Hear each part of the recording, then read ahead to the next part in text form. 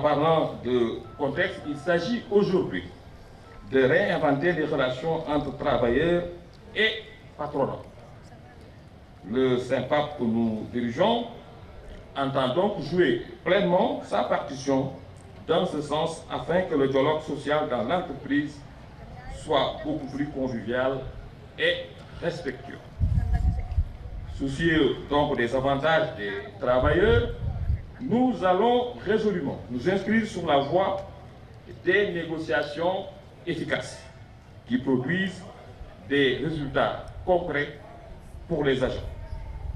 Ce faisant, nous pensons que la tâche sera aisée. Elle sera aisée puisque, il l'a rappelé tout à l'heure, son Excellence l'a dit, comme aussi la représentante de l'UNSAS l'a rappelé, la direction générale a déjà montré son intérêt pour l'amélioration des conditions de travail du personnel. Vous le savez déjà, il y a eu, avec Racine Talla, l'augmentation des salaires de 25%, je crois que c'est du concret. Les investissements en matériel technique et technologique, c'est du concret. On vient avec le directeur Boussal de nous montrer le film. Un film qui vient simplement se rajouter à la réhabilitation des studios de radio, de télévision. Je crois que tout le monde est au courant de tout ce qui se passe ici. Il y a eu aussi l'érection des stations régionales en département. En département, je dis bien, l'érection des stations régionales en département. De quoi il s'agit? Peut-être les agents qui sont au niveau de la radio pourront expliquer. Moi, en tant qu'agent de la RTS à Radio Saint-Louis, responsable de l'information, des programmes, je n'ai jamais été chef d'unité, par exemple. Aujourd'hui, dans une station régionale, on retrouve chef d'unité information, chef d'unité programme, chef d'unité agent de recette, chef de service, chef de département. À l'époque, il y avait un seul chef qui se faisait appeler d'ailleurs directeur et qui pouvait se permettre même de mettre un papier pour dire aux agents, je vous reçois le mardi et le jeudi. Aux agents, je dis. Aux agents. Ça, je l'ai vécu personnellement à la RTS. Il y a eu aussi cette tour de 10 étages, je l'ai dit tout à l'heure, mais la revalorisation des salaires est en cours. La directrice, moi je dirais des ressources humaines, en a parlé tout à l'heure pour ne citer que ces réalisations. Mais par ailleurs, vous le savez aussi, il importe de souligner surtout la valorisation des salaires, puisque, elle l'a rappelé tout à l'heure, il ne s'agit plus de signature de convention, car cette phase est dépassée. C'est pourquoi j'ai appelé tout à l'heure Baba Gandiaye pour lui dire, j'aurais aimé parler même après la directrice du capital humain ou des ressources humaines, parce que certainement, elle serait beaucoup plus à l'aise pour répondre à certaines interpellations, mais je crois que nous sommes en phase, et je rappelle qu'il ne s'agit plus de signature de convention, car cette phase est dépassée. La direction générale ayant saisi directement le conseil d'administration de la RTS a réussi la prouesse des validations par le conseil d'administration et Monsieur le Président de la République. Ça, je le tiens du directeur général de la RTS. Elle était présente lors de notre dernière rencontre, je crois que c'était le jeudi ou le vendredi, à l'immeuble Arsenal. Monsieur le Président de la République et le conseil d'administration ont donc validé cette question ou cette demande. Il ne reste plus que la planification du paiement par le ministère des Finances avec l'accompagnement du ministère de la Communication et de l'Économie numérique, notre ministère de tutelle. Et on va aller bientôt vers ce vote du collège des délégués. Nous souhaitons que SYNPAP remporte cette élection vraiment avec une grande majorité pour pouvoir enfin décider de tout ce qui pourrait en tout cas aider la maison à sortir de cette léthargie, parce que parlant tout à l'heure de syndicats, il parlait de léthargie, mais je crois que ce sera bientôt la fin.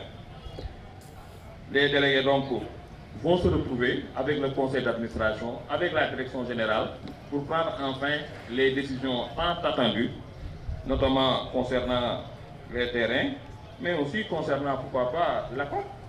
Vous savez, on est à la RTS. À l'époque, c'était des difficultés de paiement de salaire, des retards. Tout ça, c'est derrière nous depuis plus de 10 ans. À la RTS, il fallait attendre des années avant de percevoir des indemnités de fin de carrière. Aujourd'hui, dès que vous partez à la retraite, vous avez l'intégralité de vos indemnités. On a revalorisé les salaires et il y a ces grands chantiers d'équipement et de renouvellement des appareils de production. Aujourd'hui, la RTS, c'est 14 stations régionales, 3 stations au niveau national, c'est 5 stations de télévision, c'est une plateforme digitale. C'est aussi des agents motivés. C'est aujourd'hui aussi la RTS, un grand chantier de 33 milliards consenti par le chef de l'État pour avoir le premier bâtiment intelligent en Afrique de l'Ouest, pour véritablement que les travailleurs puissent effectuer leurs prestations dans des conditions de dignité, de noblesse, mais surtout de modernité. Et la RTS aujourd'hui se projette sur quoi? C'est grâce au président de la République. Tous les agents ont acquis aujourd'hui des parcelles à usage d'habitation. C'était 10 hectares à Diamniadio, viabilisés par l'État du Sénégal avec justement l'appui du ministère de l'Urbanisme, le ministre que nous tenons à remercier, le ministre également des Finances qui s'est fortement impliqué dans cet exercice. C'est aussi 10 hectares à Mbourkat, des parcelles entièrement viabilisées. Tout cela aussi, c'est dans le bilan. Dans le bilan aussi, il faut dire que depuis que la loi sur le code de la presse a été voté et promulgué par le chef de l'État, c'est le décret d'application qui est dans le circuit. Et le décret d'application qui est quasiment une obligation légale, le prendre en fait, hein, le signer. C'est bientôt donc le décret d'application pour le financement de l'audiovisuel, un financement qui va permettre de renouveler l'appareil de production, de le soutenir surtout, qui va également aider à l'acquisition des droits sportifs et aussi au paiement des frais de satellite, mais surtout à améliorer de manière substantielle les revenus des travailleurs. Donc tout cela, c'est sur le bilan. Donc maintenant, en termes de perspective, nous devons travailler aujourd'hui à élargir les audiences du service public. Il faut que le service public soit le fer de lance de l'audiovisuel de manière générale. Et aujourd'hui, nous nous positionnons en Afrique et au Sénégal comme un service public audiovisuel de qualité, avec des équipements modernes et avec des plateformes digitales au top. Et c'est véritablement cela. Et nous félicitons le SENPAP qui a eu l'initiative de fêter ce 1er mai en nous conviant l'ensemble du personnel, et tout cela dans l'unité. Et je pense que les discours ont été clairs, francs, et le dialogue a été aussi très sincère et fécond.